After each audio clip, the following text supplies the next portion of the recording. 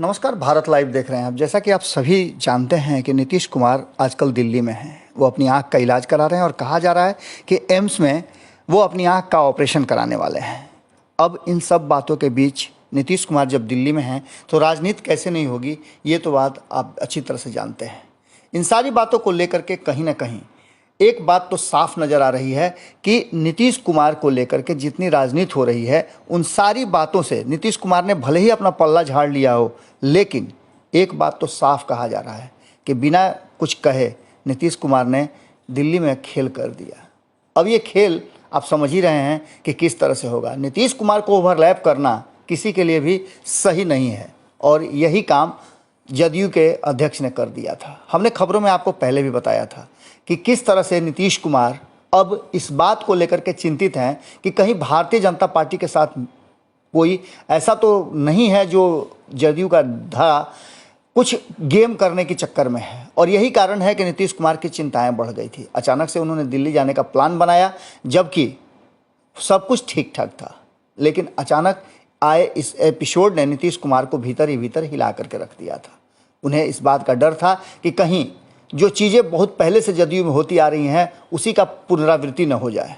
इन सब बातों को लेकर के साफ तौर पे नीतीश कुमार दिल्ली प्रवास में है और उन्होंने दिल्ली उतरते ही सबसे पहला संकेत अपने साथी दलों को दे दिया है। उनका सीधा कहना था कि हमने पहले भी मंत्रिमंडल में शामिल होने का मन नहीं बनाया था और एक बार फिर से हम ये कहते हैं कि हम अभी तक इस पर कोई विचार नहीं किए हैं। जबकि आपको पता है कि इस बात को लेकर के आरसीपी सिंह ने किस तरह की बातें की थी। बात इतना ही नहीं है, नीतीश कुमार अन्य संभावनाओं की तलाश भी शुरू कर चुके हैं।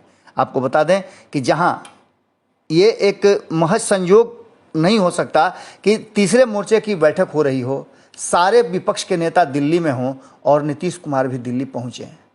अब इन सारी बातों को, कड़ियों को जोड़ करके राजनीतिक विश्लेषण करने वाले और राजनीतिक दल के नेता जोड़ रहे हैं। इस सब के बीच में एक बात और ज़्यादा गंभीरता से कही जा रही है कि नीतीश कुमार ने मन बना लिया है कि वो अब भले ही एनडीए में हैं, लेकिन अपना जो गेम प्लान है वो आगे के लिए निर्धारित करेंगे। आने वाले समय में आपने सुना भी होगा कि कहा जाता है कि नीतीश कुमार कभी भी अपने हिसाब और अपने रणनीति को किसी के सामने खोलते नहीं हैं और उस पर एक्शन भी तुरंत कर लेते हैं। ऐसा ही कुछ भीतर खाने में सुनने को मिल रहा है कि नीतीश कुमार ने प्लान तो बड़ी ज़बरदस्त बनाया है और इस प्लान में कहीं ना कहीं लालू प्रसाद से मुलाकात एक अहम बात हो सकती है।